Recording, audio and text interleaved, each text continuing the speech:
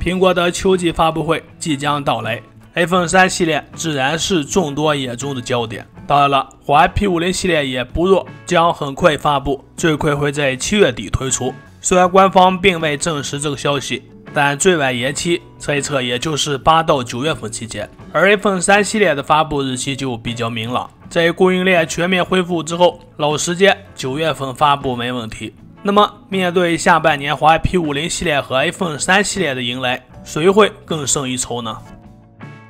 外观方面，居中打孔对比小刘海 ，P50 系列并没有沿用 P40 系列的双打孔屏加矩阵式模组外观，而是经过了重新设计，正面为居中打孔屏，背部是双圆环形模组，辨识度极高。iPhone 3系列这边也首次采用了小刘海，如果不看背部设计，和华为在2年前推出的 Mate 30系列省事。与此同时 ，iPhone 13 13 mini 还将竖排摄像头改成了对角线式排列，无论是正面还是背面，一眼就能看出你用的是 iPhone 3系列还是 iPhone 12系列。打孔屏和小刘海屏都是全屏的过渡形态，谁更好看？取决于你看哪种比较顺眼了。5G 领域 ，P50 以4G 为主 ，iPhone 3全系支持5G。P50 系列将为了解决芯片短缺的问题，将会使用高通特别定制的4G 版骁龙888芯片。4G 版的 P50 和 P50 Pro 都会采用这款芯片，因为华为库存的芯片已经是越来越少，搭载麒麟9000系列芯片的华为 P50 系列必然是一机难求。比 Mate 40系列会更难抢，因此有消息称 P50 系列会以4G 版本为主，虽然跟不上用户的需求，但也是无奈之举。苹果则从去年发布 iPhone 12系列起 ，iPhone 就正式步入了 5G 时代。iPhone 3系列不仅全系支持 5G， 作为苹果第2代的 5G 机型 ，iPhone 3系列会采用高通的骁龙 X65 基带。高通表示 ，X65 基带将更快。X60 最大已经支持下载速度为 7.5GB 每秒，而 X65 可达到 10GB 每秒，并能在离线状态下提供高达 10GB 每秒的速度，这取决于运营商的支持。iPhone 13系列全系列支持 5G， 而 5G 专利最多的还是华为，但 P50 系列不得不以4G 机型为主销机型，在对于 5G 的支持上，苹果取得了领先。在硬件方面各有千秋，核心性能上 ，P50 系列不管是骁龙888还是麒麟9000芯片，肯定都是打不过 iPhone 3系列的 A15 芯片的。苹果 A 系列芯片性能向来是领先骁龙、麒麟，加上 P50 系列搭载的芯片落后一代，都是第1代5纳米工艺，而 A15 是第2代5纳米工艺，这一项肯定是 iPhone 3系列胜出。屏幕这块 ，iPhone 3系列 Pro 和 Pro Max 会首次搭载120赫兹高刷新率的 OLED 屏幕，而且还是基于 LTPO 技术的自适应高刷新率。可惜的是，仅为旗舰机型独享。入门型号的13和 iPhone 13 mini 还是普通的6赫兹刷新率屏幕，而 P50 系列全系120赫兹高刷新率 OLED 屏幕，这是一定的，这一点要比苹果厚道。在用户最为关心的配置方面 ，P50 系列预计会使用索尼新一代的 IMX707 主摄，新一代的也是以 iPhone 3系列会升级广角镜头，带来低光场景下更加出色的拍摄体验。P50 系列的优势是暗光夜景和长焦远景拍摄 ，iPhone 3系列胜在强大的拍照算法以及更为真实的色彩还原度。续航上 ，P50 系列的电池容量介于4000到4500毫安，而且在快充方面的优势还是不小的，最低67瓦，最高100瓦快充。就算 iPhone 3系列会提升快充功率，最多也是小幅升级，25瓦就不错了。好在电池容量提升之后，以及更低功率的 A15 芯片加持 ，iPhone 3系列电池续航会好于 iPhone 12系列。总结下来，P50 系列和 iPhone 3系列的硬件是各有千秋，前者拍照和续航更好，后者核心性能和高配机型的屏幕更好。系统层面 ，iOS 很好，鸿蒙也不差。做手机，硬件重要，软实力更重要。没有出色的系统支持，硬件堆料再猛也发挥不出来实力。很多人喜欢 iPhone 就是看中了 iOS 系统。之所以苹果手机能用很久。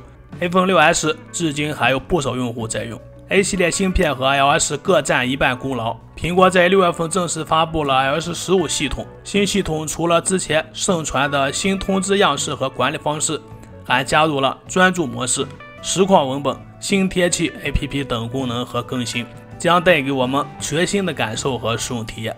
iOS 1年一度大版本的更新，想必不会让我们失望。系统上，华为 P50 系列这边也不曾多强，在谷歌禁止华为在海外使用 GMS 之后，华为迅速推出了 HMS， 并提前将备胎鸿蒙 OS 转正。6月份正式发布了 HarmonyOS 2.0 版本，更是引发了升级热潮。仅用1个月，鸿蒙升级用户就突破了3000万。华为 P50 系列将搭载正式版的鸿蒙 2.0 系统。相比基于安卓系统的 EMUI， 鸿蒙不仅对于资源的利用率高，运行速度更快，还兼容安卓应用，解决了生态不健全的问题。同时，鸿蒙还是一款面向全场景的分布式操作系统，可以将消费者在全场景生活中接触更多的智能终端操作，让生活更加智能方便。相比很好用的 iOS， 鸿蒙虽然只是个初出茅庐的新系统，但也不会太差。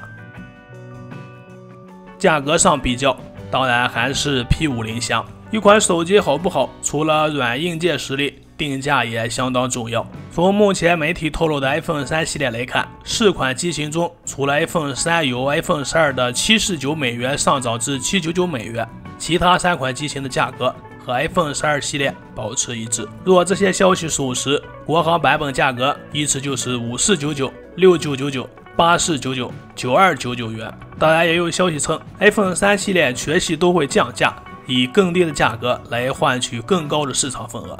不过，以苹果的一贯作风，就算降价，也不要期望有多大的降幅。所以 iPhone 3系列的售价肯定还是不便宜的，肯定比 P50 系列贵不少。主打拍照的 P 系列定价向来比首发新款旗舰芯片的 Mate 系列低。去年上半年发布的 P40 系列起售价为4488元，随后又推出了 6+128GB 版，将价格进一步压低至4188元。而下半年发布的 Mate 40系列起售价是4999元，比 P40 高了500元左右。受制于缺少核心元器件，和 Mate 40系列一样， P50 系列的备货量也不会太多，成本较高，因此涨价的可能性较大。预计 P50 系列的售价会和 Mate 40系列差不多，3款机型的价格有可能是4588元、5988元。5G 版价格的3款型号价格可能分别为4988元、6488元、7988元。而回到 iPhone 上，都说13香，真要比起价格来，肯定还是国产手机更香。一部入门机型的 iPhone 13价格和旗舰机的 P50 Pro 差不多，那么你是选 P50 系列还是选 iPhone 3系列？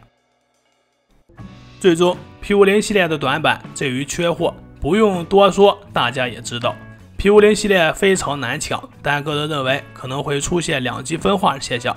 4G 版的需求量不会特别大，这一点从4G 版的 Mate 40 Pro 已经现货就能看出来，大家都在盯着缺新货的搭载麒麟9000系列的 5G 版本，而货源充足的恰恰是 iPhone 3系列的优势。相信今年供应链开足马力后，不会出现缺货的问题，即便是在上市初期也能轻松买到。有了 iPhone 12系列的销售数据之后，苹果也会做针对性的备货改进。